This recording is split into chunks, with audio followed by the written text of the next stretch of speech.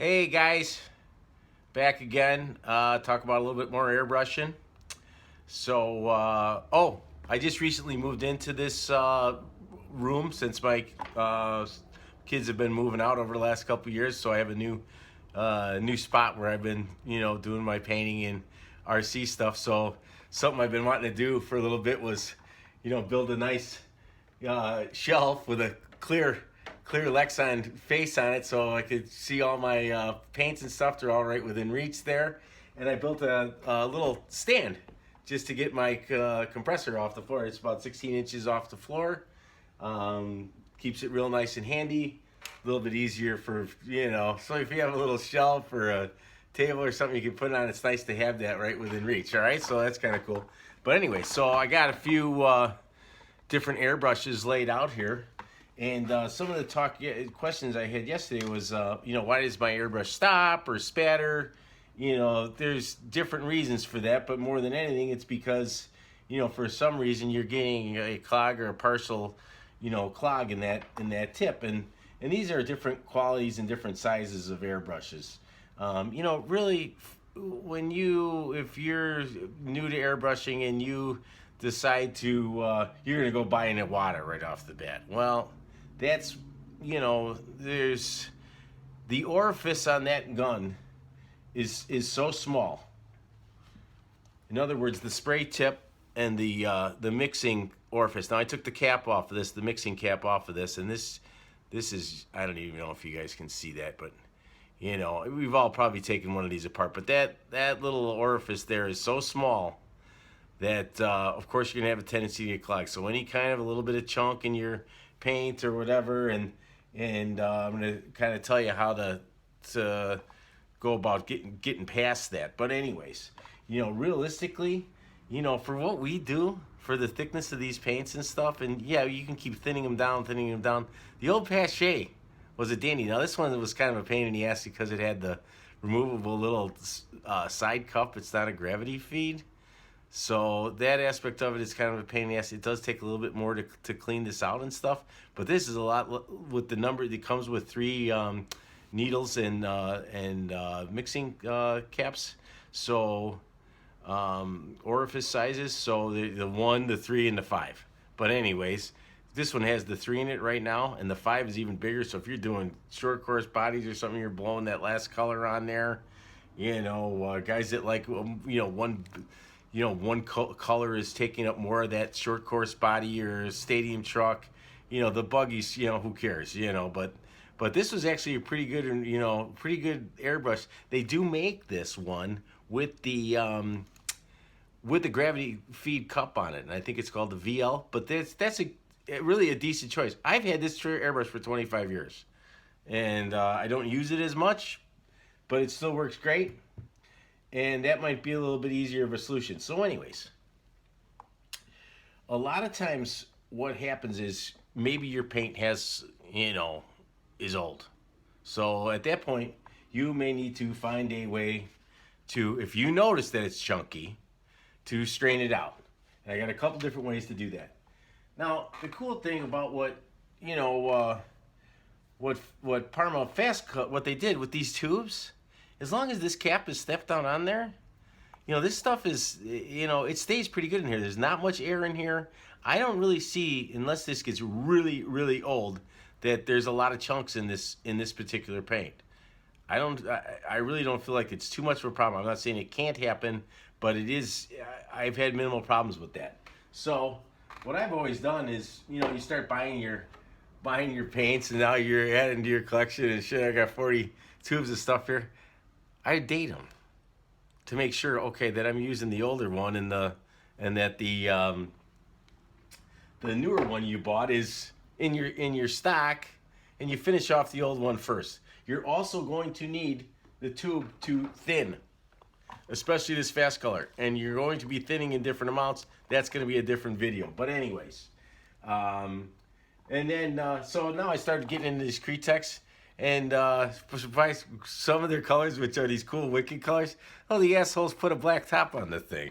So now I gotta get a silver marker or put a tab on there. I'm like, well, you had a good thing going with that. You could write on it. You could put a little dab of the color.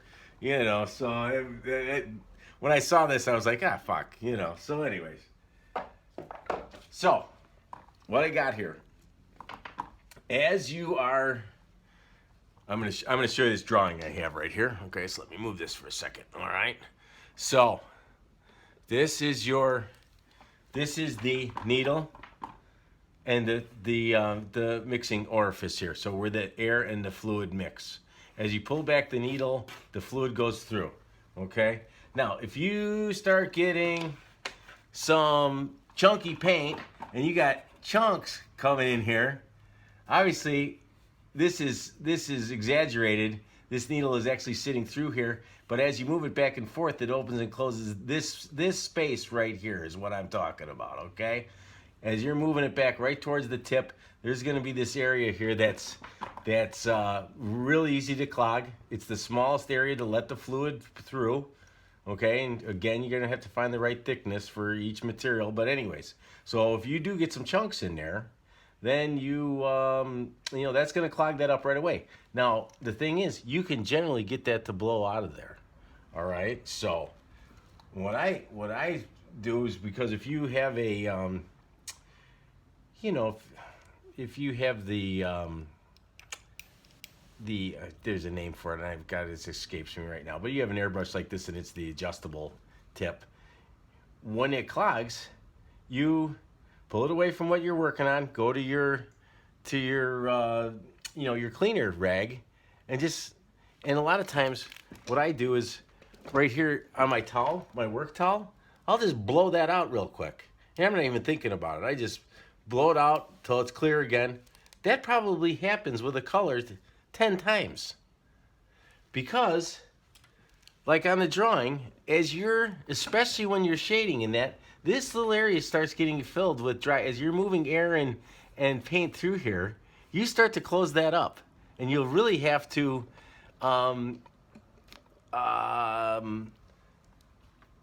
you know, give it more room. So there's an airbrush like this has an adjuster that, you know, it stops your lever from being able to be pulled back all the way, which is great, you know, for a novice airbrusher.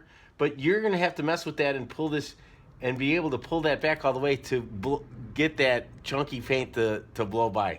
And this just happens. You know, if you're getting frustrated by that, just understand that's going to happen. And it's just part of airbrushing. It's always going to be an issue, okay? So, anyways, you get too clogged. There is a whole nother step of cleaning your airbrush that I didn't really get into, because realistically, there is a little wrench that comes to remove, you know, the little mixing cap right there. But I don't recommend you take that off very often. Those threads are so small, and that's why I stress the use of the lacquer thinner. The more you're putting some drops of lacquer thinner through there, it's eating away at that crusted up paint, and it's blowing it through there. So, you know, the lacquer thinner, again, that was huge. So anyways, I hope that's all pretty clear. If you feel like you've absolutely jammed that orifice closed, you can you know, just loosen the needle. And what I do at that point then is, if it's really jammed, I'll just pour the paint out, try to blow some water through there. You'll be able to see if the water is spitting or not, and then just kind of work the needle back and forth with some water or lacquer thinner in through there.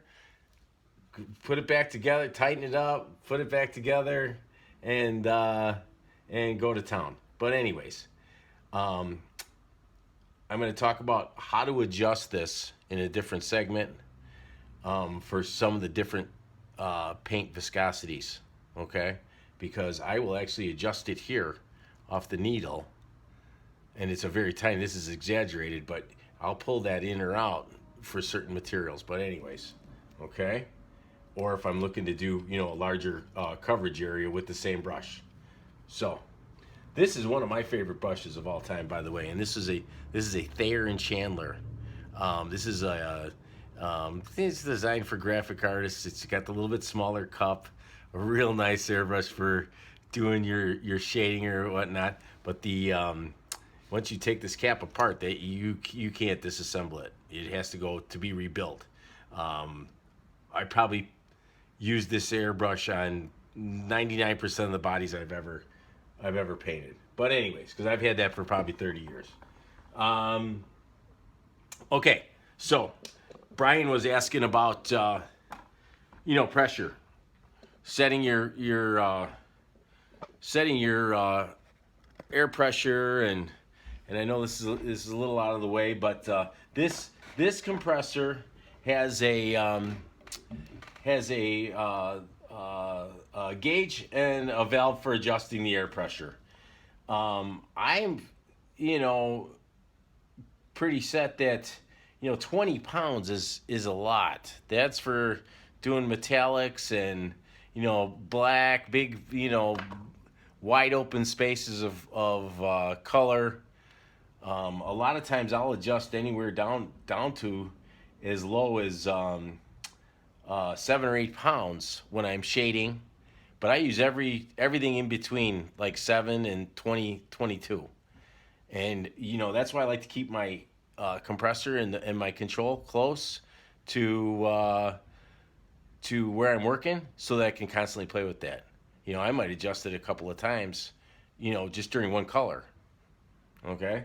And a lot of times when I'm cleaning out, especially if I'm having, I've been shading for a while and the brush is starting to get a little clogged, then I'll just, crank it up, 22, 23 pounds, blow a bunch of crap out of it, blow some thinner through there, blah, blah, blah. I like these little compressors. There's no tank on this. It just shuts off as you go, and it supplies the pressure as you need it. It's super quiet. I can be painting upstairs here in my house, and it's not plugged in.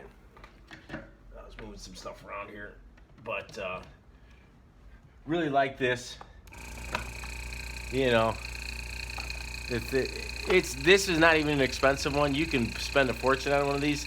This was a $75 unit. It came with a junky airbrush and a hose and everything, but I love it. I put a little three-way adapter on there.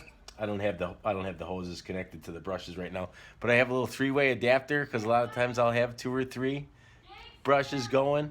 So anyways, why don't I call it quits on that one? I got some company here right now, but I'll come right back and get to the